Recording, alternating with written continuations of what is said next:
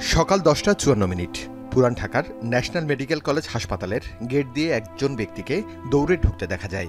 ওই ব্যক্তির 5 হাত পেছনেই গুলি ছুটতে দেখা যায় দুজন ব্যক্তিকে। ফুটেজে 30 সেকেন্ডের মধ্যে 7 রাউন্ড গুলি ছুটতে দেখা যায়। এর মধ্যে গায়ে লাগে 4টি।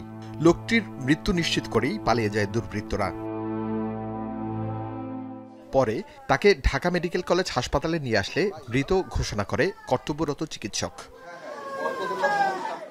ঢাকা মেডিকেলের মর্গে তখন স্বজনদের আহাজারি। তারা জানায়, সকালে হাজিরা দিতে আদালতে এসেছিলেন মামুন। আগে থেকে ওত পেতে থাকা দুর্বৃত্তরা আদালত থেকে বের হওয়ার সময় সুযোগ পেয়েই গুলি করে। ভাবি কোর্টে আসেন, ঢাকা মেডিকেল আসেন। ঢাকা মেডিকেলে এতটুকু আমার সিএনজিওয়ালাটা আমার ভালোভাবে আনছেন। আমি দৌড়াইয়া হাইটটা অর্ধেক পথ আসছি, একটা ছেলে আমার নিয়ে আসছে।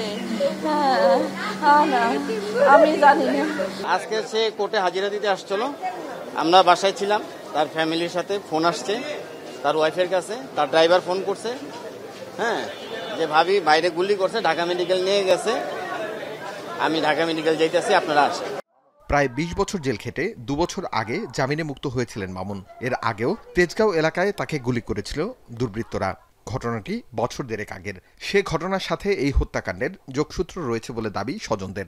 উনি প্রায় 20 বছরের উপর নিরপরাধভাবে জেলে ছিলেন, ঠিক আছে, এবং ওইখানে উনি একটু মেন্টালিও দেখা গেল যে ওনার ডিপ্রেস ছিল এবং প্রবলেমে ছিল। এত বড় একটা মানে জনবহুল এলাকায় এবং একটা হত্যাকাণ্ড, এটা আসলে মেনে নেওয়া যায় না। উনি যদি শীর্ষ সন্ত্রাসী হইতো তাহলে তার কোর্টে হাজিরা দিতে যেত না একা একা, ওনার সাথে ওনার বাহিনী থাকতো, লোকজন থাকতো।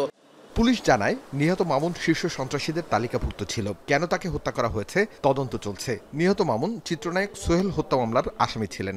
আমরা প্রাথমিকভাবে জানতে পেরেছি নিহত ব্যক্তির নাম তারিক সাইফ মামুন, এবং এই ঘটনার পিছনে কি কারণ রয়েছে, কারা জড়িত রয়েছে, তাদেরকে শনাক্ত করার জন্য আমরা চেষ্টা করছি। এদিকে সকালে রাজধানী শাহজাদপুর ও মেরুল বাড্ডায় 2টি গাড়িতে আগুন দিয়েছে দুর্বৃত্তরা। এছাড়া রাজধানীর মিরপুর, মোহাম্মদপুর ও ধানমন্ডিতে 4টি ককটেল বিস্ফোরণের ঘটনা ঘটেছে।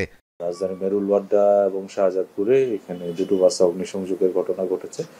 এই ঘটনাগুলো কারা ঘটিয়েছে সেগুলো আমরা বের করার চেষ্টা করছি। এর বাইরে মিরপুরে এবং মোহাম্মদপুরে ককটেল বিস্ফোরণের মতো 2টা ঘটনা ঘটেছে, সেগুলো আমরা খতিয়ে দেখছি। 13 তারিখের আওয়ামী লীগের কর্মসূচি সামনে রেখে কঠোর নজরদারি বাড়িয়েছে পুলিশ। আরিফ হোসেন, এখন, Dhaka. Colour expert, George sap এবং মাইল্ড অন হ্যান্ডস টেকনোলজি সমৃদ্ধ অরিক্স ক্রিস্টাল ওয়াশ আপনার লন্ড্রি এক্সপার্ট।